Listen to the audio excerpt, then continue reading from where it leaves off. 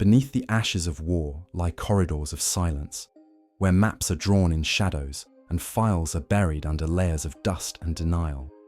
What remains are fragments, codes without keys, names without faces, and whispers carved into forgotten steel, doors. Each page pulled from these hidden archives is a fracture in the official record, a reminder that history is not only written by the victors, but rewritten by those who fear what the truth might unleash. In December 1944, as the Allied push toward the Rhine gathered momentum, a little-known naval transfer was initiated under the codename Operation Saltpeter, designed to move a collection of captured Luftwaffe engineers, experimental components, and sealed intelligence crates from Antwerp to Liverpool under heavy escort. According to fragmentary records uncovered in 1987 in the Public Record Office, Convoy S-204 departed the Scheldt estuary on the night of December 17th, consisting of 3 British destroyers, 2 American Liberty ships, and a Norwegian freighter requisitioned for transport. Naval dispatches show last radio contact at 22:14 hours reporting calm seas, after which all transmissions ceased. No distress signals, no SOS. The convoy never arrived. Post-war maritime loss reports describe the vessels as missing, presumed sunk by hostile action. Yet decrypted Enigma intercepts from the Bletchley Park archive, released only in 2001, contain references to a Nachtmesser formation operating off the Dutch coast, allegedly equipped with experimental Fumo 391 radar deception arrays, a technology previously unconfirmed in Kriegsmarine service. Cross-referencing with Kriegsmarine U-boat logs reveals no surviving mention of such a wolfpack, raising questions whether these submarines operated outside standard command structures, possibly under the direct supervision of Admiral Karl Dönitz's FDU Special Operations Branch. What amplifies the mystery is the nature of the cargo. OSS liaison memos to SHAF headquarters indicate that several crates held dismantled propulsion units from the Arado R-234 jet bomber program, along with fuel, injectors for the Messerschmitt Me, 262 components critical for Allied aviation research. Equally troubling were the prisoners on board. 6 Luftwaffe engineers from Peenemünde, along with an Oberstleutnant Karl-Heinz Reuter, whose personnel file identifies him as part of Sonderkommando Köhler, a group tied to the development of Amerika Rakete long-range missile projects. None of these men resurfaced in Allied custody, nor were their names ever entered into Operation Paperclip transfers, despite US Army documents confirming their initial capture in Aachen in early December. Declassified correspondence between Admiral Sir Bertram Ramsay and General Eisenhower shows heated discussion over the disappearance, with Ramsay warning of a compromised channel in our maritime escort command, and Eisenhower instructing that the incident be sealed under special category losses. No mention appeared in public communique. Survivors were never reported because there were none, save for a fisherman's account, recorded in a Belgian gendarmerie log on December 19th, describing burning wreckage drifting off the coast near Ostend, and a strange glow on the horizon, a testimony later redacted from the official case file. During the Cold War, NATO conducted seabed surveys in the North Sea, searching for wreckage. Nothing was ever located, though a classified 1961 Royal Navy hydrographic report noted metallic anomalies at coordinates 52°14'N, 3°41'E, which were deemed non-recoverable. Historians have speculated whether the convoy was sunk by conventional U-boats, sabotaged internally, or intercepted for clandestine transfer to Soviet forces. Yet no explanation accounts for the complete erasure of its cargo, crew, and prisoners. The absence of insurance claims, shipping ledgers, or even family compensation records suggests deliberate bureaucratic suppression.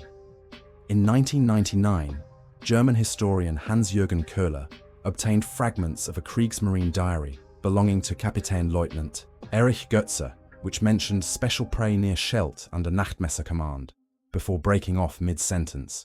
No further trace of Götze's U-boat exists. The story of Operation Saltpeter remains one of the most enduring maritime mysteries of the Second World War. A convoy whose disappearance silenced valuable technology, erased captured scientists, and cast shadows across Allied intelligence. To this day, the official line holds that Convoy S-204 was lost to heavy weather, a claim impossible to reconcile with contemporary meteorological data showing calm seas in the Scheldt estuary that night, leaving behind only a paper trail of suppressed signals, redacted memoranda, and the chilling silence of an entire fleet that never returned.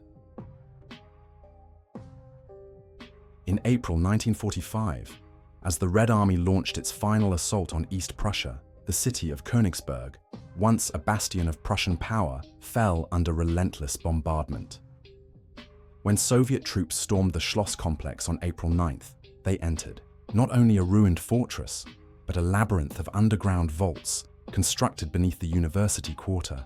Soviet field reports describe significant German archives, sealed and booby-trapped, though little more was disclosed in official war bulletins.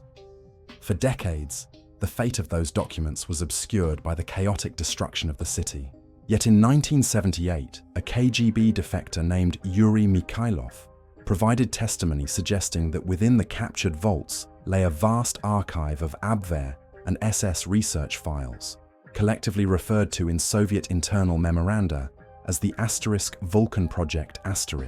According to fragments unearthed from the Soviet Ministry of Defense in the early 1990s, these files documented chemical weapons trials conducted along the Baltic coast, particularly near the Duneberg and Pillau proving grounds.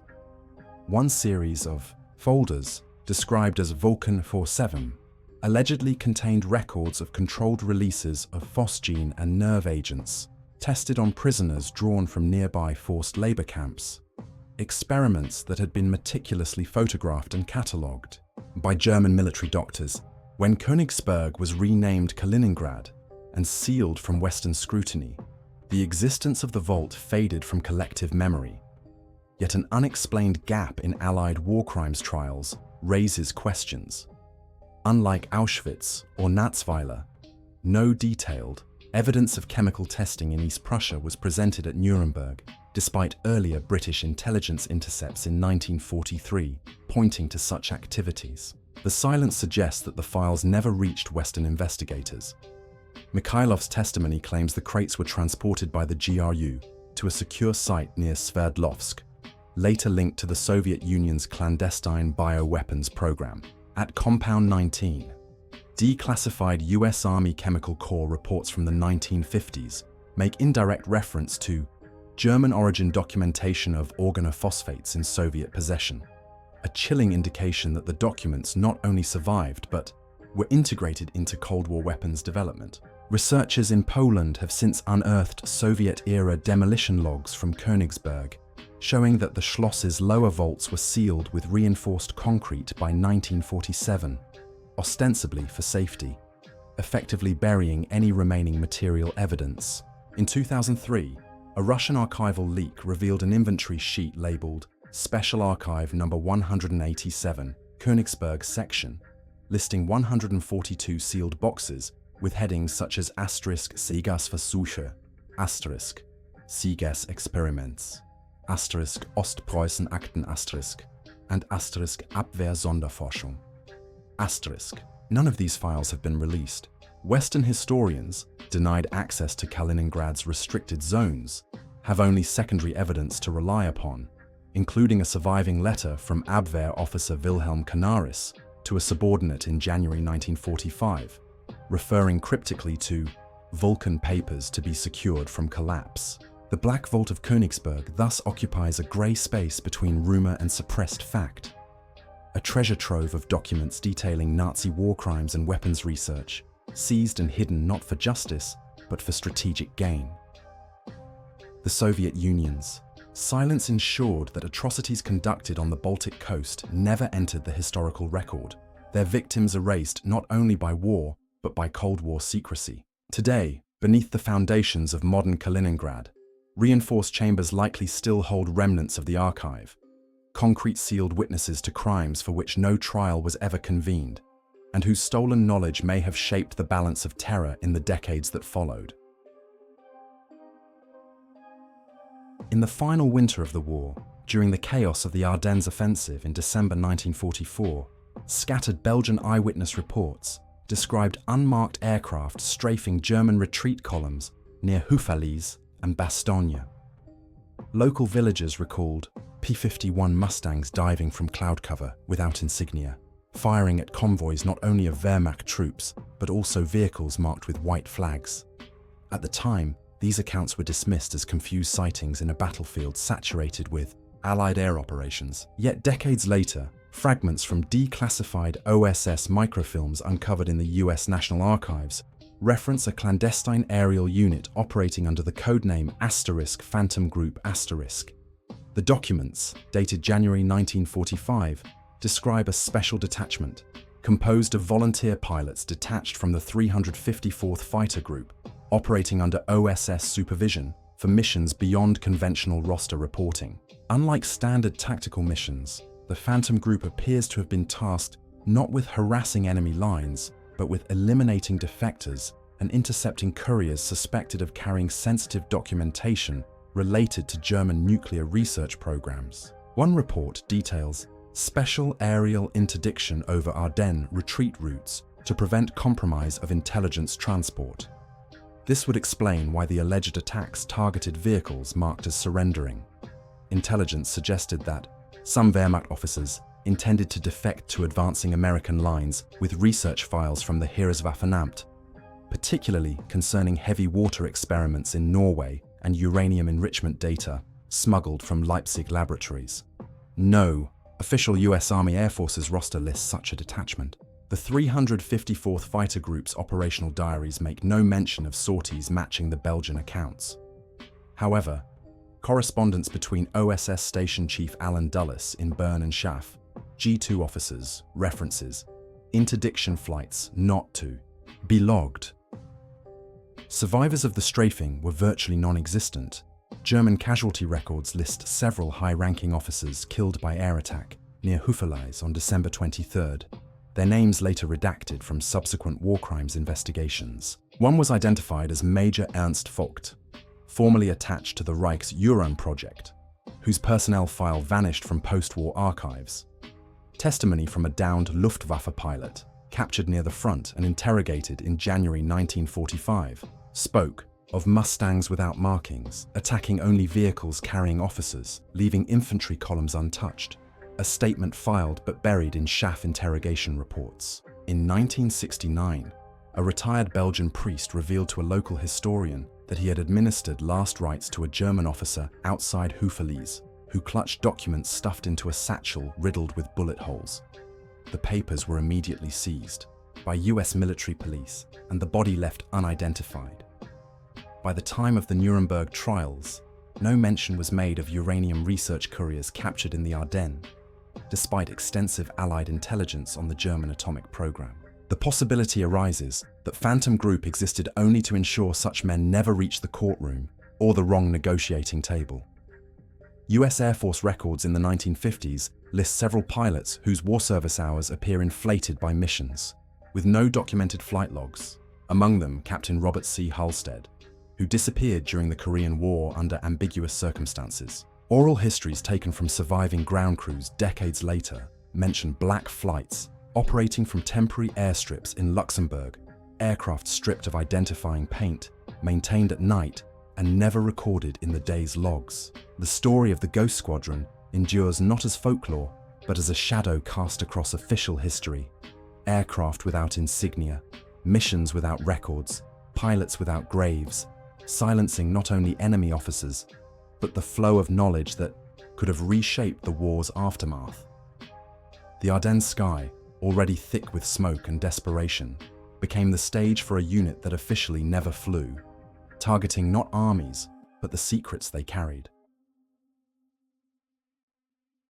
When American and British occupation forces entered the Harz Mountains in April 1945, they discovered the sprawling Dora Mittelbau complex, infamous for its underground assembly lines, where thousands of forced laborers perished constructing V-2 rockets. The Mittelwerk's main tunnels were photographed, catalogued, and later turned into evidence at the Nuremberg trials. Yet scattered references in declassified British Army engineering logs hint at an unexplored section, designated Sublevel 13, sealed behind blast doors deeper than the documented chambers. A report dated May 6, 1946, authored by Major William H. Stoneman of the Royal Engineers, describes multiple armoured containers with insignia of the Ardennes SS Research Bureau observed in restricted shafts before his team was ordered to evacuate by American military police. This statement appears in the archives only once, attached to a memorandum later stamped, "Withdrawn by request of U.S. War Department." Survivor testimonies collected from former prisoners of Dora mention a lower gallery where unusual experiments occurred, separate from rocket assembly lines, involving human subjects exposed to chemical fumes and high-pressure conditions. Most of these testimonies were dismissed as unreliable during official investigations, attributed to malnutrition and trauma. Yet, in 1952, during preparations for NATO exercises, French engineers attempting to survey the Harz region encountered collapsed shafts containing reinforced concrete, poured in hasty layers, suggesting deliberate burial. An American intelligence brief from the same year refers to special clearances in Harz sector, classified under Operation Paperclip Logistics. Paperclip, the program designed to transfer German scientists to the United States, officially concentrated on rocketry and aviation. But the linking of Mittelbau excavation closures to Paperclip implies that Sublevel 13 contained materials or individuals of interest too sensitive to reveal publicly. Rumors among post-war German civilians spoke of trucks departing the complex under heavy guard, moving west in convoys escorted by US MPs, their cargo never recorded in shipping manifests. One declassified OSS cable mentions containers secured from Dora, destination Wright Field, the US Army's primary center for captured technology. The term Ardennes in connection with such containers suggests not only weapons prototypes, but occult-inspired pseudo-scientific projects ranging from human endurance trials to bizarre physiological studies ordered by Himmler's research division. To this day, no material trace of Sublevel 13 has been confirmed. The tunnels were systematically collapsed in the 1950s during NATO fortification work, and entry is now impossible. A handful of photographs, held in private collections, depict blurred images of steel vault doors, marked with red warning stencils in Gothic script, possibly the last visual record of the sealed level. The silence surrounding Sublevel 13 reflects a broader pattern. Facilities deemed too compromising to expose were simply absorbed into Allied intelligence inventories, erased from judicial scrutiny, and buried beneath layers of Cold War secrecy. The story endures only through fragments, an engineer's note, a survivor's desperate recollection, a redacted cable, leaving unanswered questions about what lay behind those doors and why entire nations conspired to ensure it would never be opened again. In October 1952, 7 years after the end of the war, a NATO maneuver designated Exercise Mainbrace unfolded across Denmark, West Germany, and the North Sea. It was during this period, amid routine war games near Kassel, that a patrol from the US 2nd Armored Division stumbled upon an underground structure concealed in the Habichtswald forest. According to a classified field report unearthed in the Bundesarchiv in 1994, the soldiers discovered a reinforced Waffen-SS command bunker, remarkably intact, its entrances camouflaged beneath overgrown brush and wartime rubble. Inside, they found maps, supply records, and, most disturbing, metal filing cabinets containing extermination orders, signed directives, and prisoner transport lists that contradicted the official narrative presented at Nuremberg. The files implicated units not previously named, suggesting that operations in Poland and the Baltics had been coordinated by officers whose identities had never been disclosed in any tribunal. One particular folder bore the stamp asterisk, Geheime Reichssache asterisk, and included memoranda between SS Obergruppenführer Friedrich Jeckeln and Berlin, detailing liquidation quotas in Ukraine with precise tallies. Within hours of the discovery, US military police secured the site, and the incident was reclassified under the codename Operation Ashfall. Documents show that British intelligence officers from MI6 arrived the following day, and the bunker was sealed off with no mention in NATO exercise reports. The patrol that had entered the bunker, 30 men in total, was immediately reassigned to different theaters, their service records heavily redacted. By early 1953, most had been rotated out of Europe entirely, some discharged under vague medical pretexts. Families who later sought information were told only that their sons' files had been lost in the 1973 US National Personnel Records Center fire, a convenient erasure. As for the bunker, Allied engineers carried out controlled demolitions. In December 1952, collapsing the chambers and flooding the access tunnels with concrete. Photographs taken by a German civilian prior to demolition show trucks loading metal containers under guard, escorted toward Bremerhaven, where they likely joined transatlantic shipments of seized material bound for American intelligence depots. Rumors circulated in Kassel of locals hearing explosions in the forest at night, followed by the arrival of NATO bulldozers. None of this appeared in public exercise summaries. In 1978, a declassified CIA memorandum referenced Ashfall files, retained in restricted collection Langley, contain unprocessed war crimes documentation unsuited for public disclosure.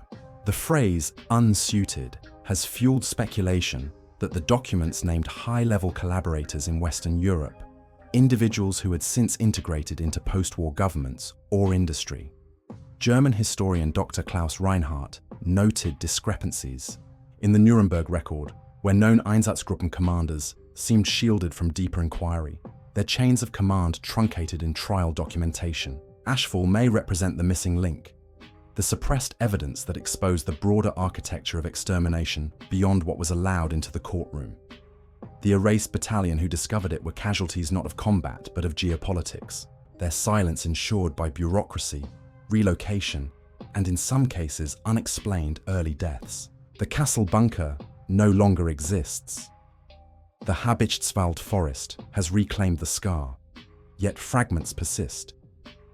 A torn field log entry from October 21, 1952, noting bunker secured, awaiting higher clearance, and a blurred photograph of stacked files inside a steel cabinet marked with the SS runes.